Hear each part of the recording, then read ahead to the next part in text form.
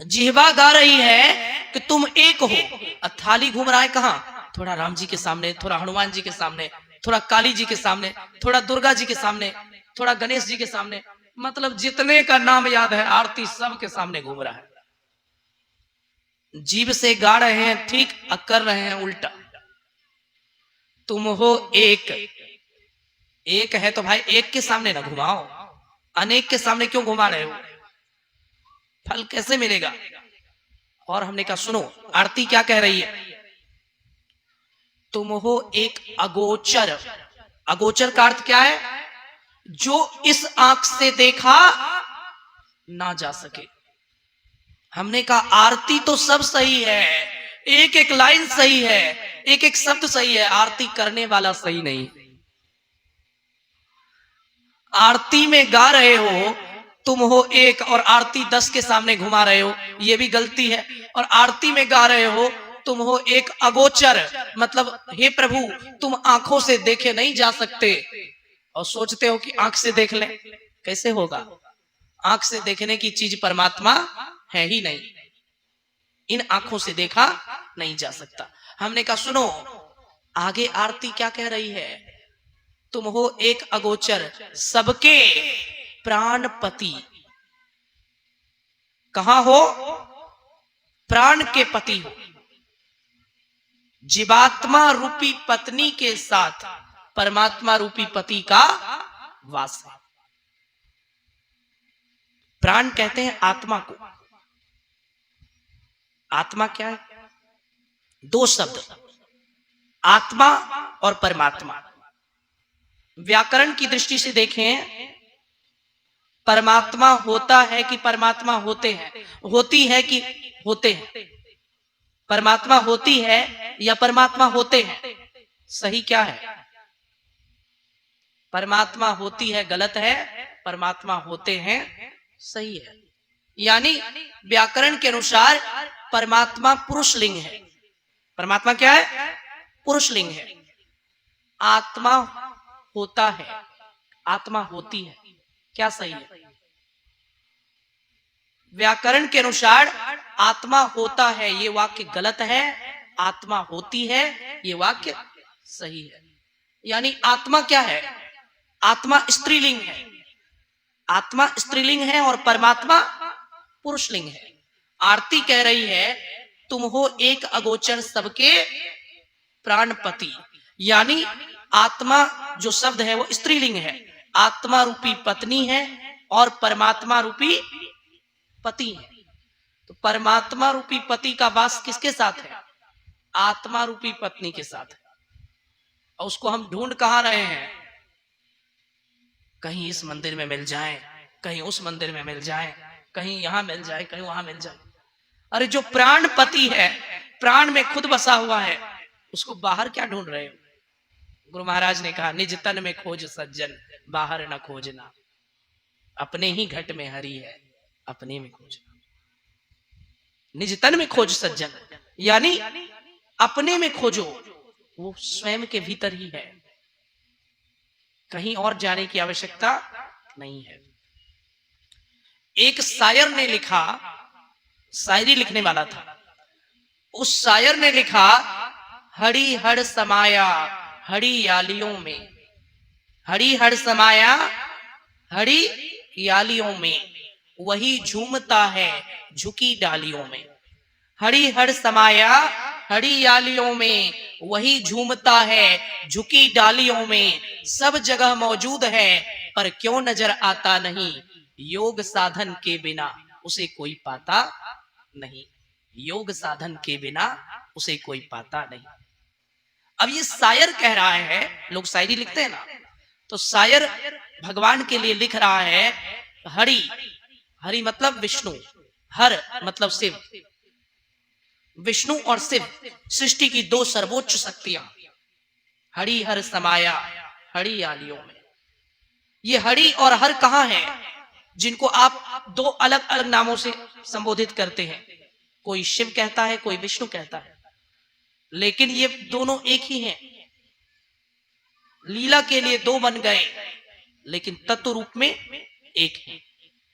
हरि हर समाया हरियालियों में, ये दुनिया की जितनी हरियाली है, यानी कण कण है, वन है, पेड़ पौधे हैं, उनकी हरियालियों में किसकी शक्ति है? उसी हरि और उसी हर की। हरि हर समाया हरियालियों में। आगे कहा वही झूमता है झुकी डालियों में। ये जितने जीव जंतुओं में चेतना है, पेड़ पौधों में चेतना है, सब में चेतना है, वो चेतना बनकर कौन झूम रहा है? परमात्मा झूम रहे हैं। वही झूमता है झुकी डालियों में। फिर कहा सब जगह मौजूद है, मतलब सर्वव्यापी। क्यों नजर आता नहीं? सब जगह मौजूद है लेकिन दिखाई नहीं दे रहा है। क्यों नहीं दिखते? सब जगह मौजूद है पर क्यों नजर आता नहीं? योग साधन के बिना उसे कोई पाता नहीं। बिना साधना किए, बिना योगाभ्यास किए, बिना ध्यान किए, सदगुरु की द्वारा दी गई सदयुक्ति से चले बिना, बिना क्रिया विशेष के कोई उसे पा नहीं सकता। दूध के एक उदाहरण देकर समझाया गया। दूध के कण कण में घी है। क्या है? दूध के कण कण में घी है। दिखाई दे रहा है? नहीं दे रहा। पता चल रहा है? नहीं चल रहा। दूध में घी है लेकिन निकलेगा कैसे? क्रिया विशेष के द्वारा। दूध के कण कण में घी है लेकिन ऐसे निकलता नहीं है, क्रिया विशेष के द्वारा निकालना पड़ता है। सब में वही है लेकिन ऐसे पता नहीं चलेगा, ध्यान विशेष के द्वारा आत्मदृष्टि को खोलकर देखना पड़ेगा। खोज करो अंतर उजियारी, गुरु महाराज ने लिखा। दृष्टिवान कोई देखा है? दृष्टिवान बनो तब देखोगे। खोज करो अंतर उजियारी, दृष्टिवान कोई देखा है। गुरु भेदी का चरण सेव कर भक्त भेद पा लेता है। निश दिन सुरत अधर पर कर कर अंधकार फट जाता है। पीली नीली लाल सफेदी स्याही सन्मुख आता है। छट छट छट छट बिजली छटके भोर का तारा दिखाता है। चंदा उगत उदय हो रवि हूँ धूड़ शब्द मिल जाता है। गुरु सतगुरु के चरण अधीनन अगम भेद यह पाता है। विविध भांति के कर्म जगत में जीवन घेरी फंसाता है। बाबा देवी कहे कह में ही सतगुरु गुरु ही बचाता है। क्या कहा गया? सब जगह है लेकिन फिर भी कहा गया खोज करो। है लेकिन बिना खोजे नहीं मिलेगा। जैसे दूध के कण कण में घी है लेकिन क्रिया विशेष के द्वारा निकालने पर ही मिलेगा, बिना निकाले नहीं मिलेगा। वैसे ही सब जगह है लेकिन फिर भी खोजना पड़ेगा। खोज करो अंतर उजियारी। कहां खोजना है? अंतर में खोजना है। बहिर्मुखी से अंतर्मुखी बनकर खोजना है। दृष्टिवान कोई देखा है? कोई बिरला जो आंख वाला होता है वही देख पाता है। अब ऐसे में कहेंगे ये क्या बात हुई? कोई बिरला आंख वाला होता है, आंख वाले तो सब होते हैं, फिर इसमें बिरले की बात क्या है? यही भौतिक दृष्टि और आत्म दृष्टि का अंतर समझ में आता है। जो दृष्टि शूरदास जी महाराज के पास थी वो दृष्टि चाहिए। जो दृष्टि हम लोगों के पास है ये तो आंख वाला होते हुए भी अंधा बना देती। ये दृष्टि जब किसी के अधिक धन पर पड़ जाती है तब आदमी को अंधा बना देती है। मतलब धन के लोभ के चक्कर में वो अंधा हो जाता है। ये दृष्टि जब किसी बहुत सुंदर चीज पर पड़ जाती है, किसी के बहुत सुंदर रूप पर पड़ जाती है, तब काम वासना में अंधा बना देती है। ये दृष्टि जब किसी की अत्यधिक उन्नति पर पड़ जाती है, ईर्ष्या में अंधा बनाती है। ये दृष्टि तो हर तरह से अंधा बनाती है।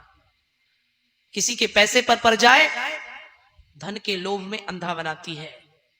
किसी की यौवन और सुंदरता पर पड़ जाए, काम वासना में अंधा बनाती है। किसी की अत्यधिक उन्नति पर यह दृष्टि पड़ जाए, गर जाए, ईर्ष्या में अंधा बनाती है।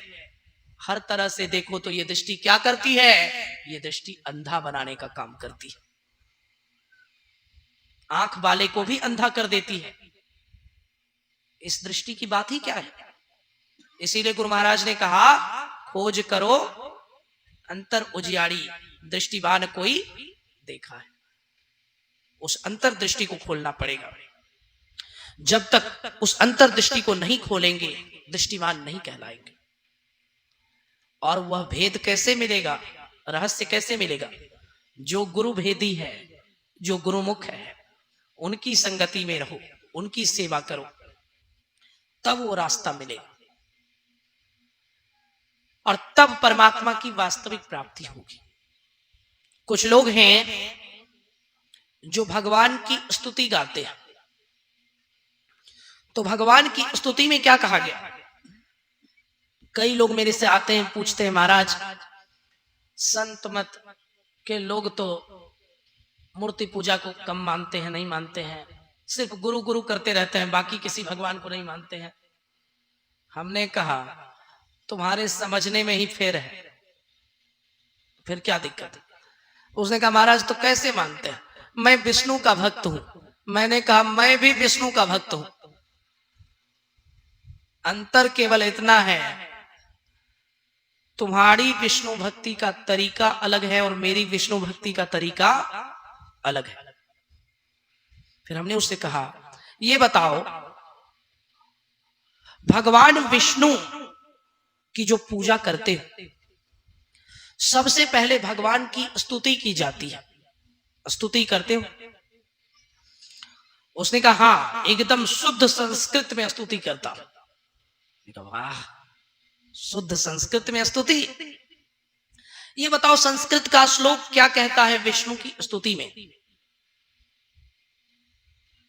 बताया गया भगवान विष्णु की जो स्तुति संस्कृत में बताई गई है वो इस प्रकार है।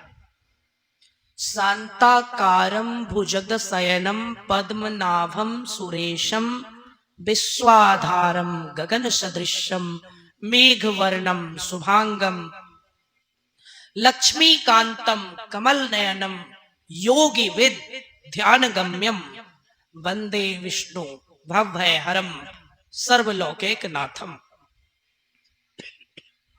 अब यहां बताया गया जो विष्णु है, वास्तविक विष्णु कौन है, कैसे है? शांताकारम। विष्णु जो है वो शांति के स्वरूप है। विष्णु का रूप कैसा है? शांताकारम, शांति के स्वरूप। विष्णु शांति के स्वरूप हैं। जो अपने आप को उनका भक्त कहता है वो सबसे ज्यादा अशांति में पड़ा हुआ है, उसके जिंदगी में कलह ही कलह। तो भाई तुम क्या विष्णु की भक्ति कर रहे हो? शांति तो लाओ। शांताकारम। अब सगुण रूप का वर्णन किया गया, भुजग शयनम। भुजंग कहते हैं सांप को, भुजंग मतलब सांप। उनका विग्रह जो है कहां सोता है? सांप की सैया पर। भगवान कहां है? सांप की सैया, शेषनाग की सैया पर। पद्मनाभम सुरेशम। उनकी नाभि से, पद्म मतलब कमल, नाभि से क्या निकला है? कमल। और उस कमल पर कौन बैठे हैं? सुरेशम, ब्रह्मा जी। सुरेश मतलब ब्रह्मा। पद्मनाभम सुरेशम विश्वाधारम। वो क्या है? विश्व के आधार स्तंभ हैं। गगन सदृशम, आकाश की भांति है। मेघ वर्णम शुभांगम। मेघ कहते हैं बादल को, उसके समान उनका वर्ण है, अंग अंग शुभ है। लक्ष्मी कांतम, लक्ष्मी के पति हैं, लक्ष्मी के स्वामी हैं। कमल नयनम, कमल समान नेत्र है। अब असली लाइन आता है, अंतिम लाइन। योगी विद ध्यान गम्यम वंदे विष्णु भवभय हरम सर्वलोकैक नाथम।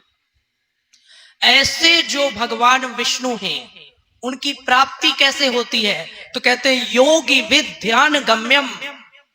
योगियों के द्वारा, बड़े बड़े संत सदगुरु के द्वारा, महापुरुषों के द्वारा जो ध्यान का रास्ता बताया गया है, अपने मन से ध्यान नहीं करना है, गुरु के द्वारा जो ध्यान का रास्ता बताया गया, योगी विद ध्यान गम्यम।